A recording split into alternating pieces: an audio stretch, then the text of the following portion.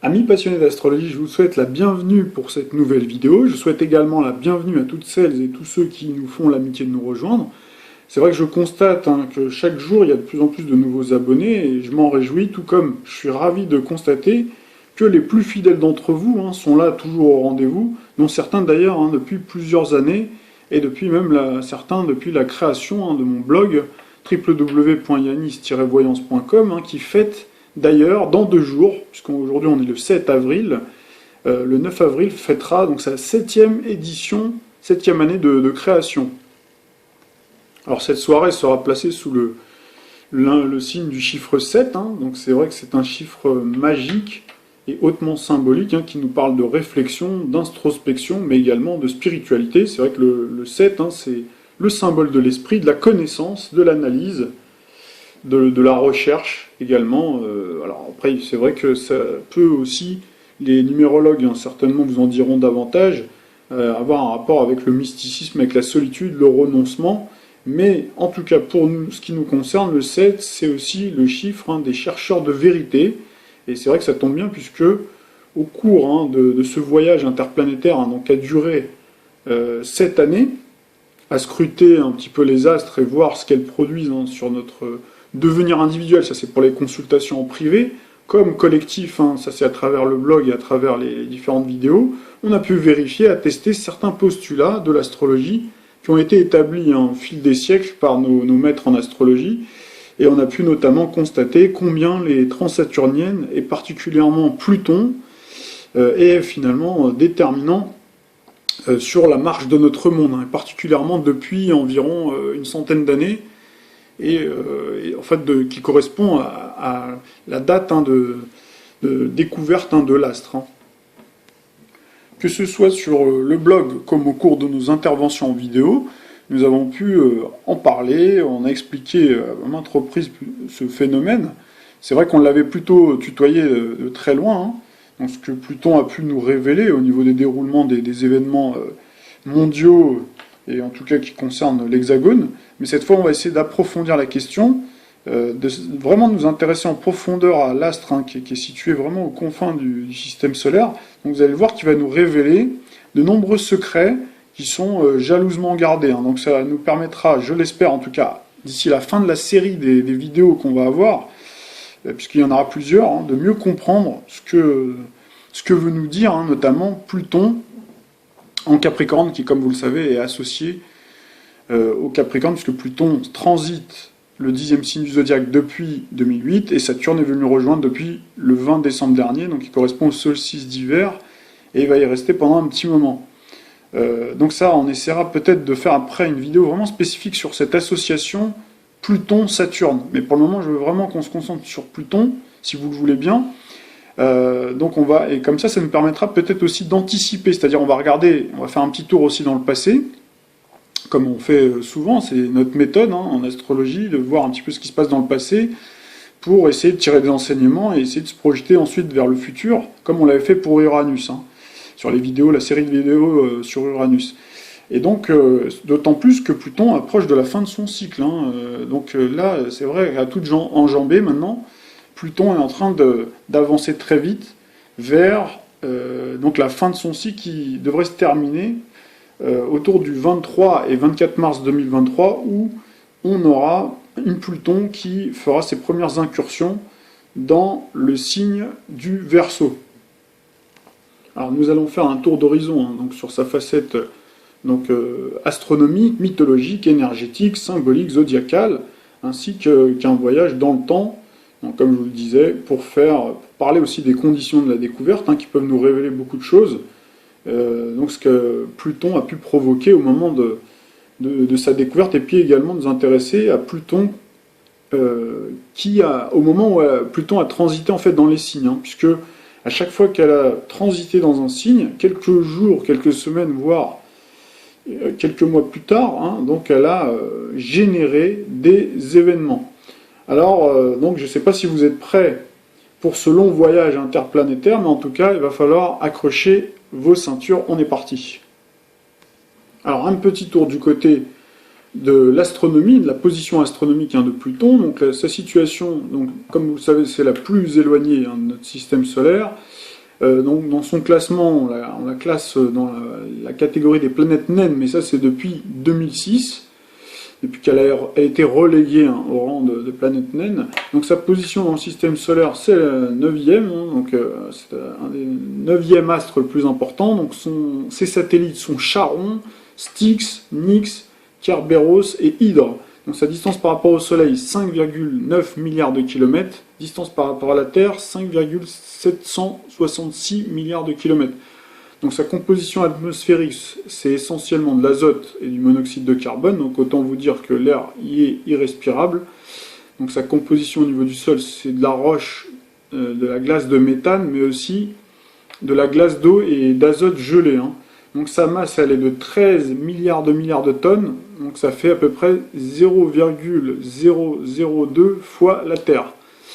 Donc sa gravité, je pense pas que ce soit va vous intéresser, quoique on peut quand même en parler, 24,79 mètres par seconde, diamètre 2300 km, ça correspond à 0,17 fois la Terre. Sa température, par contre, moins 230 degrés. Son mouvement de rotation est elliptique.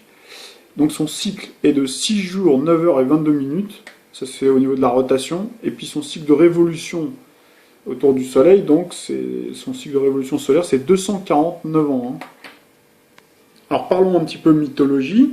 Donc mythologiquement, au niveau de la mythologie gréco-romaine, donc Pluton, c'est le nom romain, qu'on retrouve sa correspondance avec Hadès, d'accord, ça c'est le nom grec. Donc les Grecs appelaient Hadès Pluton, qui signifie d'ailleurs invisible. Donc cette faculté, le dieu des enfers et des mondes souterrains la doit en fait aux Cyclopes, qui lui ont transmis un casque qui lui donne justement ce pouvoir de se rendre invisible. Alors il faut savoir que Hadès aussi c'est le frère de Zeus, alias Jupiter, et Poséidon, alias Neptune, avec lesquels ils se sont partager le monde. Donc Hadès a un goût aussi pour la justice et il est réputé pour être assez implacable dans sa manière de rendre la justice. On lui prête d'ailleurs un caractère fier, terrible, entier, mais juste et sans concession. Alors il faut savoir que son royaume, donc le fameux royaume d'Hadès, est défendu par Cerbère. Hadès, donc c'est l'ami aussi de Héphaïstos, donc alias Vulcain, qui est le dieu des forgerons. Donc les seuls dieux revenus des enfers seraient Isis, Déméter, alias Cérès, ou également Hercule, alias Héraclès. Alors c'est vrai qu'aucune de ces divinités ne voulait vivre dans un endroit aussi inhospitalier, mais Hadès donc tenait absolument à avoir une femme à ses côtés. D'ailleurs, il enleva la fille unique de Déméter, alias Cérès, qui se prénommait Perséphone, alias Proserpine, la déesse de la fertilité. Donc comme cette dernière refusait depuis de s'occuper des récoltes, depuis qu'elle a été enlevée, et que la famine se faisait rage et menaçante, donc Zeus a dû intervenir pour essayer de trouver un compromis. Donc c'est ainsi en fait qu'il convainc donc Perséphone de vivre 4 mois avec Hadès, donc son mari, et le reste du temps avec Déméter pour fertiliser les terres agricoles. Donc Pluton est régulièrement associé aussi, il faut le savoir, à Plutos, qui renvoie aux richesses souterraines. Donc les fameux métaux précieux et les trésors cachés comme l'or ou l'or noir. Donc ces richesses peuvent aussi se manifester sous forme d'énergie psychique et occulte, comme le contact avec l'au-delà, mais aussi réveiller nos instincts de pulsions mortifères ou sexuelles. Alors parlons un petit peu des conditions de la découverte de Pluton. C'est vrai qu'il y a toujours eu en fait un débat sur les origines du nom donné à Pluton et de sa date de découverte. Donc certaines sources affirment que l'astre aux confins du système solaire aurait été photographié par l'observatoire de Yerkes de l'université de Chicago dès 1909. Et de nombreuses autres prédécouvertes furent par ailleurs recensées, notamment celle du 23 janvier 1914 à l'observatoire de Königstuhl, donc de Heidelberg en Allemagne. Alors pourtant, la date de découverte officielle finalement retenue fut celle du 18 février 1930 à 16h30. Il faut savoir que l'astre était posté à ce moment-là, sur le plan zodiacal, à 17 degrés 46 rétrograde du signe du Cancer.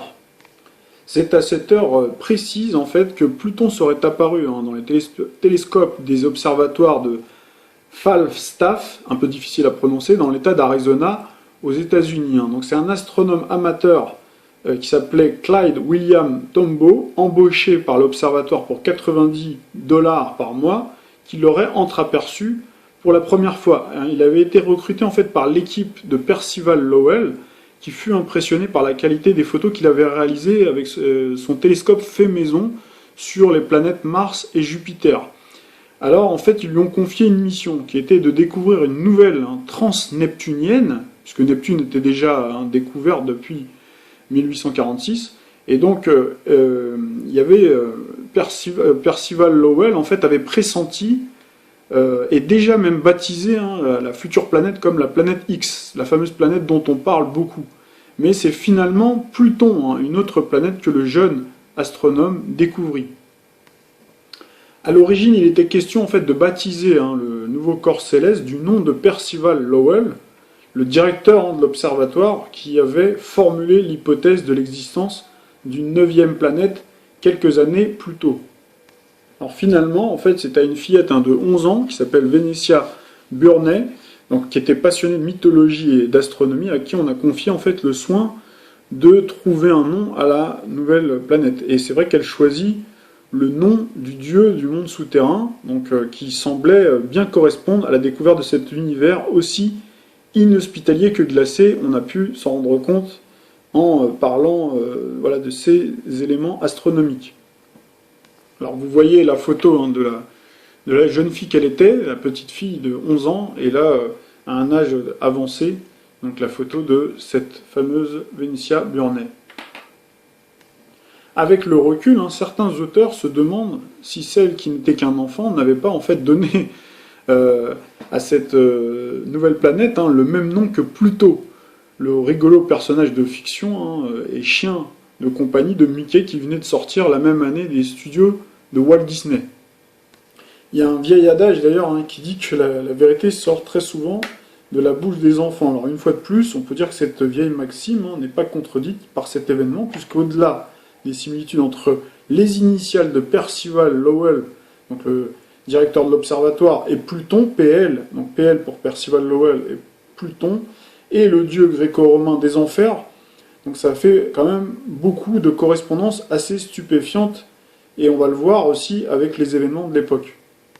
Alors ce qui est intéressant à noter, c'est que dans les deux cas, que ce soit pour la période de prédécouverte, donc comme vous avez pu le constater, la date du 23 janvier 1914, et plus tard, la découverte en 1930, à chaque fois en fait il y a eu des événements qui coïncidaient en fait avec, de manière assez troublante, avec Pluton et sa symbolique destructrice. Donc 1929, c'est le fameux krach boursier, où il y en a eu en cascade, qui engendrait un marasme économique et social sans précédent. Donc là on parle bien d'effondrement. Et en 1914, on avait également la Première Guerre mondiale. Il faut savoir qu'aussi Pluton transitait le signe du Cancer, d'accord, dès le début en fait, dès 1914, au moment de sa prédécouverte, Pluton amorçait en fait son transit dans le signe du Cancer, et le signe du Cancer correspond au signe en fait des États-Unis, de la fondation du thème, si on se réfère au thème de la déclaration d'indépendance du 4 juillet 1776 à 16h50 à Philadelphie, donc qui sert de référence pour établir le thème du pays. Donc on retrouve bien à chaque fois Pluton donc est associé, les États-Unis qui sont associés à Pluton, puisque la découverte s'est faite en Arizona, donc la découverte officielle j'entends, et également même la période de prédécouverte à Yerkes, à Chicago, donc c'était aux États-Unis, et également le krach boursier, c'est arrivé également aux États-Unis. Alors, nous sommes sur le site AstroThem, donc qui référence effectivement cet événement. Alors, le 18 février 1930, 16h30, à Falstaff, donc en Arizona. Donc, on voit que le soleil, en fait, transitait bien sûr dans le signe du Verseau, ascendant Lion, et on avait donc Pluton, donc cette année-là, voilà, qui était dans le signe du Cancer, hein, à 17 degrés 46, hein, très précisément. Hein. Nous voici maintenant sur le thème fondateur, hein, donc le thème des États-Unis, hein, de la déclaration d'indépendance des États-Unis du 4 juillet 1776, 16h50 à Philadelphie. Donc on s'aperçoit en fait que le Soleil était à 13 degrés 19. Donc 13 degrés 19, donc si on se met sur la carte du ciel, voilà.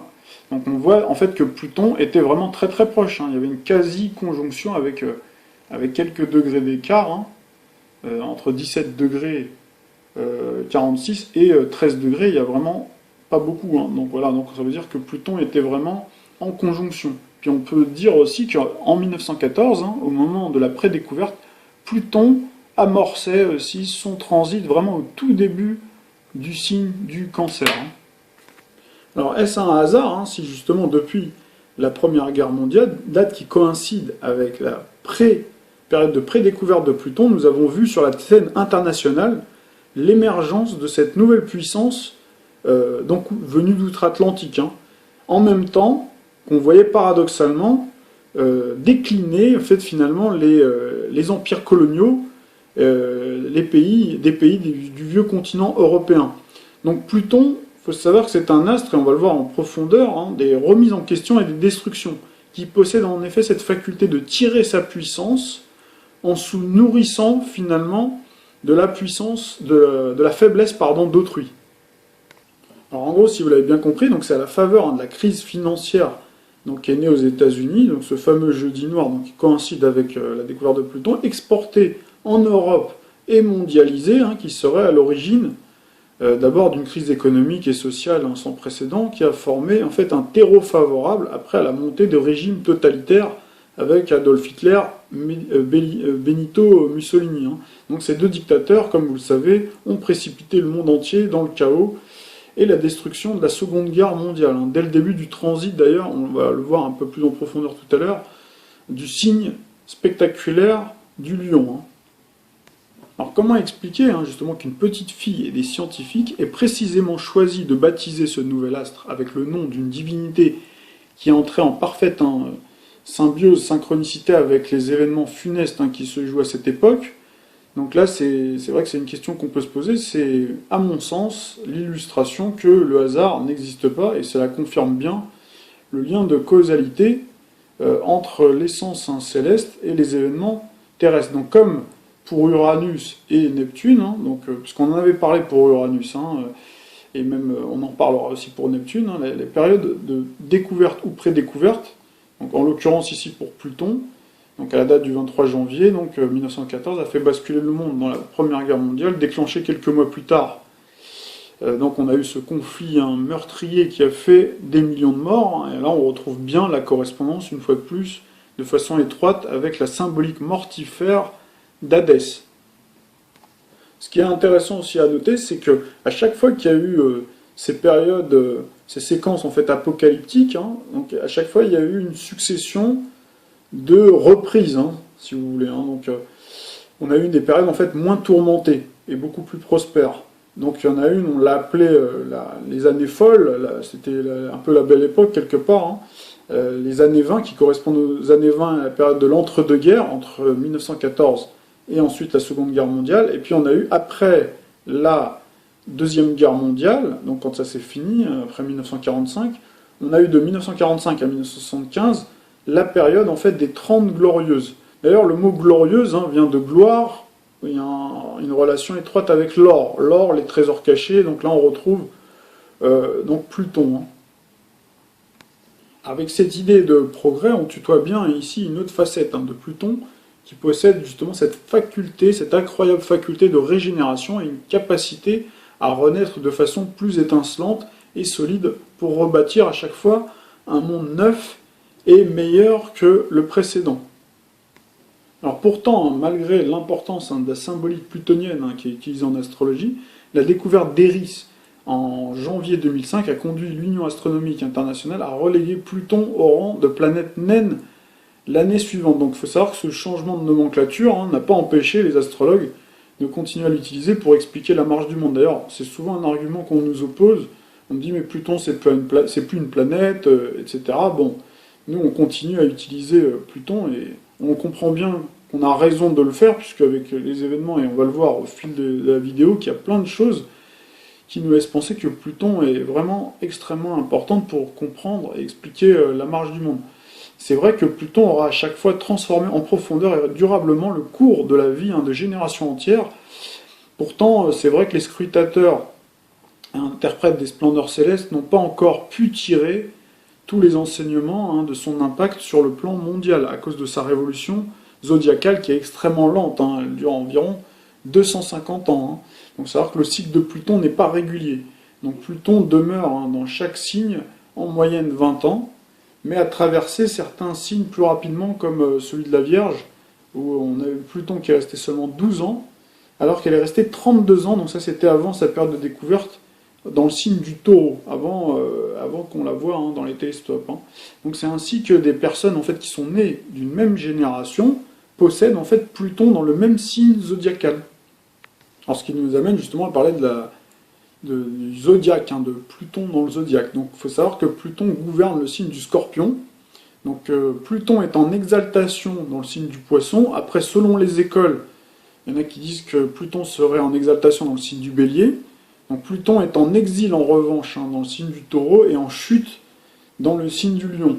Là aussi, encore une fois, selon les écoles, il y a des écoles qui parlent de la Balance, que Pluton serait en chute dans le signe de la Balance. Alors, sa révolution zodiacale, elle serait de 264 ans. Donc le temps passé dans un signe, donc on l'a vu, c'est très irrégulier, donc ce serait 20, 14 ans, voilà. En tout cas, il y a une période de rétrogradation moyenne de 162 jours par an. Et il faut savoir que Pluton est en analogie avec la maison 8, 8 comme le 8e signe du zodiaque, donc le Scorpion. Alors parlons un petit peu de la relation entre Pluton et l'énergie, puisque, comme vous le savez, le langage planétaire est un langage à la fois symbolique mais énergétique. Alors le tempérament de Pluton, ce serait bilieux, donc sa polarité ce serait masculine, sa fonction serait de détruire, de remettre en question, métamorphoser, régénérer et ressusciter. Donc c'est vrai que Pluton dispose d'un fort pouvoir énergétique de détruire, de remettre en question, de remettre, si vous voulez, mettre en crise ou faire muter tout ce qui n'a plus lieu d'être ou ce qui n'a pas été conçu finalement de manière solide, voire honnête. Vous vous souvenez que Hadès, c'est le grand justicier dans la mythologie. Donc l'énergie plutonienne est plutôt lente, souterraine, comme le monde d'Hadès, mais possède en effet des forces psychiques insoupçonnées d'une très forte intensité. Donc celle-ci permet de surmonter en fait des périodes de remise en question et de crise et de se métamorphoser, de se régénérer. Alors il faut savoir que cette faculté de régénération peut éveiller une partie inconsciente de notre être et nos aptitudes en sommeil, d'une vie antérieure, si on parle d'astrologie karmique, en nous révélant finalement ce pourquoi nous sommes faits. Ressusciter à la face du monde un talent latent, encore inexploité, ou une vérité cachée, telle pourrait être en fait l'une des fonctions suprêmes de Pluton. Alors ça doit être un petit peu ce que vivent nos amis par exemple Capricorne, qui reçoivent le signe du Scorpion. Donc c'est vrai que c'est pas toujours facile à vivre, Pluton. Tout dépend en fait, il y a le côté pile, le côté face, comme toutes les planètes. Donc on a une Pluton qui peut régénérer, qui peut réveiller des aptitudes, qui peut vous donner plus de force, plus de pouvoir, et une réussite assez étincelante, comme malheureusement aussi vous faire éprouver, vous mettre à l'épreuve, aussi bien sur le plan mental que physique. Donc c'est parfois aussi le prix à payer avant d'atteindre la plénitude de ses capacités. Donc se retrouver aux prises avec Pluton est une période initiatique nécessaire pour réaliser de grandes choses, se dépasser, voire se transcender. D'ailleurs, il y a une citation célèbre de Confucius qui disait que nulle pierre peut être polie sans friction. Donc il y a un autre vieil adage aussi qui dit ce qui ne nous tue pas nous rend plus forts. Donc c'est vrai que le chemin peut être difficile et peut nous laisser un goût amer, un sentiment de culpabilité, du ressentiment, l'obsession, l'angoisse et la peur. Mais c'est vrai que si on survit à Pluton, Donc c'est vrai que Pluton change littéralement notre vie. Donc ce changement au départ considéré comme contraignant à vivre peut en fin de compte s'avérer plus positif, embellir notre existence, tout en rendant le monde meilleur et plus juste. Dans les moments difficiles, on parle de cette capacité justement à se relever des épreuves de la vie et de rebondir. Alors tout à l'heure j'ai parlé des Capricornes, mais c'est vrai qu'aussi on a Pluton, comme vous savez, qui est au carré des signes du Bélier, de la Balance, et également en opposition au signe du Cancer. Donc c'est vrai que ces signes-là peuvent vivre effectivement l'un ou l'autre, des moments difficiles ou des moments où justement ils ont l'impression d'exceller dans tout ce qu'ils font, d'avoir en fait une force supérieure.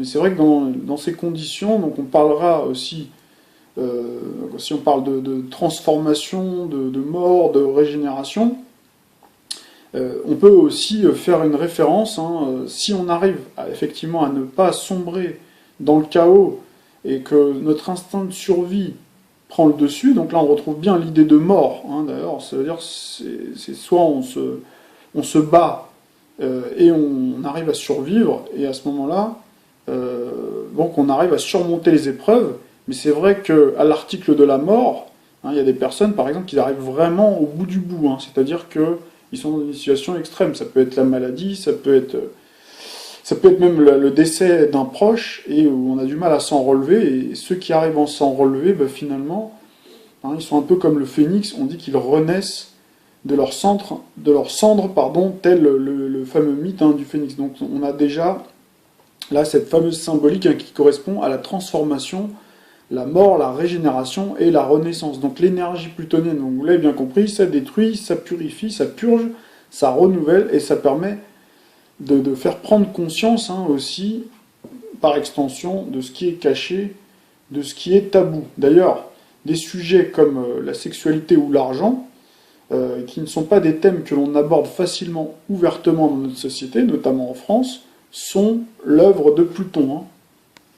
L'adolescence aussi peut, dans une certaine mesure, être considérée comme une étape plutonienne. Pas toujours facile, mais c'est un passage nécessaire où l'on mue, on se transforme pour transhumer d'une certaine manière du monde de l'enfance vers l'âge adulte. Donc c'est une séquence qui est plus ou moins vécue difficilement, plus ou moins vécue comme une crise, qui coïncide aussi avec l'éveil sexuel, avec parfois en prime la naissance de mœurs qui bouleversent les normes sociales, les codes. C'est vrai que l'adolescence, c'est souvent une période aussi rebelle, où on tente des choses, des expériences, on expérimente, on s'initie. Vous verrez, il y a parfois vos enfants, ou vous-même, étant jeune, vous avez tenté des choses en étant tout à coup punk, ou en suivant, en mettant des t-shirts avec des têtes de mort, donc il y a vraiment toute cette expérience-là où on a besoin aussi d'avoir un pouvoir fort face à soi, c'est-à-dire une éducation, où on nous met des limites, même si c'est difficile, même s'il y a justement cette période un peu de rébellion. Alors maintenant, on va essayer de personnaliser un petit peu Pluton, donc on va essayer de l'associer à différents personnages. Donc si on devait associer Pluton à un personnage, on pourrait dire que Pluton pourrait être un espion, par exemple, ou un agent secret. Alors pourquoi un agent secret? Puisque un agent secret est engagé justement pour chercher, pour faire une enquête, pour voir finalement, pour déceler des vérités cachées, sans être vu, ce qui donne du pouvoir. Donc là, on retrouve bien la symbolique plutonienne. Alors on pourrait parler aussi du mineur, le mineur de fond. Donc le mineur, qui est vraiment au fond comme Hadès, on se rapproche là vraiment des entrailles de l'enfer. D'ailleurs, ceux qui connaissent un petit peu le milieu donc des mineurs, on parle souvent du coup de grisou aussi, de l'accident grave qui a lieu et qui fait exploser, tout exploser, et qui fait des morts, beaucoup de morts. Donc ça c'était dans les mines notamment du Nord-Pas-de-Calais. Alors on a aussi les fameux chercheurs, comme on dit, les chercheurs j'en trouve, mais les trouveurs j'en cherche. Je crois que c'était le général de Gaulle qui disait ça. Et c'est vrai que le chercheur, il essaie de trouver de nouveaux remèdes, donc il pousse très loin finalement l'investigation, et là on retrouve justement la lutte contre la mort, une course contre la mort pour essayer de trouver de nouveaux remèdes pour nous permettre de vivre beaucoup plus longtemps. Alors on a également le gladiateur, dont sa devise était vaincre ou mourir. Et d'ailleurs, on retrouve cette même devise. Ça, c'était chez les samouraïs et les pratiquants des arts martiaux, justement. Alors, on a également le métier de croque-mort. Alors, on a bien sûr les dictateurs. Là, vous comprenez pourquoi. Tout à l'heure, on en a parlé. Et on pourrait ajouter, bon, toutes les... par exemple, les pervers, les sadiques, les assassins, bien sûr. Alors, on peut avoir également tout ce qui est acteurs, les acteurs de films X, les escort girls, prostituées ou gigolos. Alors, on a également les mafieux, les marchands d'armes, les trafiquants de drogue. D'ailleurs, on peut l'associer à Al Capone, le personnage d'Al Capone, par exemple. Alors, on pourrait rajouter, par extension, les hommes ou femmes d'affaires, les financiers, les plutocrates, phallocrates. Alors après, concernant les lieux, on a les cimetières, les morgues, les maisons closes, champs de pétrole, champs de gaz, terrain souterrain, donc tunnels, caves, déchetteries, magma d'un volcan, centre de décision financier, illicite ou non officiel, siège d'un gouvernement occulte. Concernant les événements, donc ça peut être la crise, la passion, l'angoisse, les pulsions sexuelles, la transformation, gains ou pertes financières, les décès, les assassinats, les guerres bien sûr, les travaux occultes, l'envoûtement, les attentats. Donc la correspondance au niveau du tarot, on retrouve bien sûr l'arcane sans nom, mais également le diable. L'oracle de Béline, on pourrait prendre le 34, arcane 34, despote, ennemi, ruine. Oracle de la triade, pour ceux qui s'y intéressent aussi, arcane 8, donc Nadir, la tentation, arme, la 38, la 46, sacrifice, 48, âme, et donc on peut rajouter l'adversaire également.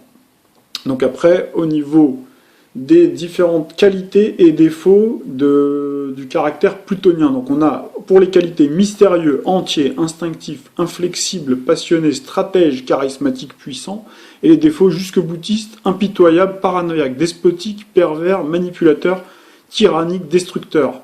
Donc au niveau des expressions positives, toujours, on peut prendre le mot fort, puissant, sexy, passionnant, combatif, autodidacte, indomptable, insoumis, intuitif, authentique, audacieux, courageux, énigmatique, humoristique, créatif, constructif, inoxydable, inaltérable, résistant, étincelant. Et puis au niveau des expressions négatives, on a cruel, rancunier, secret, vengeur, dominateur, dissimulateur, autodestructeur, antipathique, sarcastique, cynique, ironique, maléfique, démoniaque, satanique, psychopathe et sociopathe. Donc voilà un petit rappel de Pluton que je vous retrouve pour la deuxième partie de la vidéo.